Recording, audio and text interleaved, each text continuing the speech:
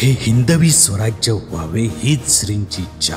प्रतापगड छत्रपती शिवाजी महाराजांच्या अपरिमित शौर्याची साक्ष देणारा, घनदाट जंगलानं वेढलेल्या हिरवीगार चादर लपेटून असंख्य जंगली श्वापदांना मायेनं कुरवाळणाऱ्या जावळीच्या खोऱ्यात भक्कमपणे पाय रोवून उभा असलेला छत्रपतींचा अभेद्य प्रतापगड। जावळी जिंकल्यावर आसपासच्या प्रदेशावर वचक ठेवण्यासाठी याच फोरप्या डोंगरावर छत्रपतींनी किल्ला उभारायचं ठरवलं। महाराजांचे शिलेदार मोरोपंत त्र्यंबक पिंगळे यांनी हा किल्ला अर्थात प्रतापगड बांधून घेतला।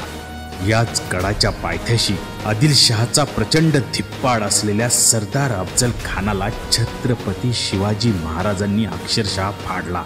त्याचा कोथळा बाहेर काढून स्वराज्याची ताकद आदिलशाहीला दाखवून दिली।